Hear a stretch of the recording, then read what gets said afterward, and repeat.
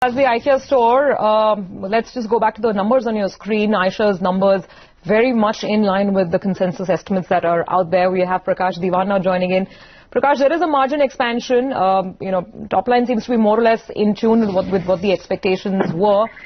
But I mean, Eicher's got so much of other news flow surrounding it with, talk of the little Harley and things like that. First of all, your thought on the numbers. Yeah, so we will have to help me quickly run through the headline numbers again. I missed out on the... Yeah, so the EBITDA margin has gone up to 31.8%. That's an increase of 80 basis points that they have delivered.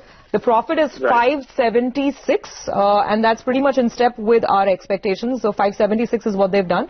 And the revenue has come in at 2,547. So that's a revenue growth of about 24-25% they've delivered.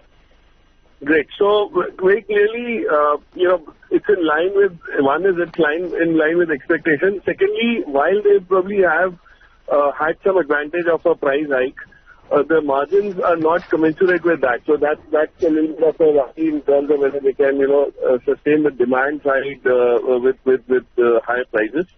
But Eicher as a stock hasn't really moved up, so I don't see any disappointment coming through on these numbers. It's not a stock that's done very well or something that people will be worried saying these numbers probably let you down on that. So probably in line with expectation, and the reaction will also be probably muted. Okay. Let me take that question also to Mayuresh Joshi. Mayuresh, how do you look at this performance? Slight margin improvement. And how do you look at the rest of the numbers? So Survi, as Prakash was mentioning, I think the numbers more or less in line with estimates.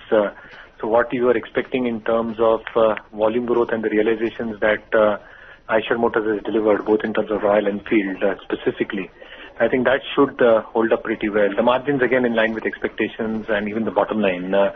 So a large element in terms of the management commentary, specifically in terms of the new product launches, what they do with the 650cc launches, the Interceptor and the Continental GT later in the year is going to be very, very interesting. What they do with price hikes, I think that might also be a changer in terms of how the earnings will pan out. The waiting period reduction, and again, I think on the CV part of their business, the outlook and whether the levels of discounting are going to go down. Okay, fair enough. Prakash, talk about this. The stock has been languishing over the last several months. Now, what could be the next trigger? What is the most important thing you'd like to hear from the management? I think it's a new higher-end bike launches which make a big difference, because if you recall the day the Triumph announcement was made about their expansion in Asia and particularly in the Indian market, the stock did take a beating. It's mildly recovered from that, but there are worries whether it can sustain its numero uno position in these high-end bikes. And even the Himalayan, for instance, is not something that is a blockbuster in terms of numbers. So it's a niche product, and to expand that niche to a reasonable size is going to be a challenge. So the new launches, whether it's the 500cc models and beyond, and then which markets they are seeing some sort of positive traction, that's what we need to hear from the management for the stock to really get some mojo back.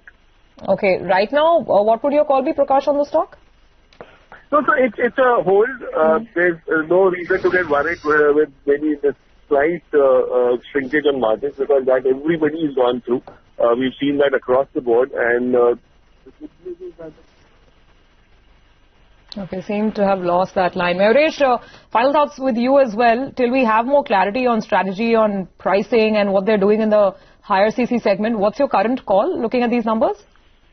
So the whole waiting continues, but our sense is that with the waiting periods going down and the expectations in terms of the export markets picking up gradually, and the improvement seen in the new launches, both in terms of demand pickup as well as realization growth, as I said, with some hikes expected, I think that can itself propel earnings growth quite reasonably. So I think the whole waiting on Eicher from our end continues.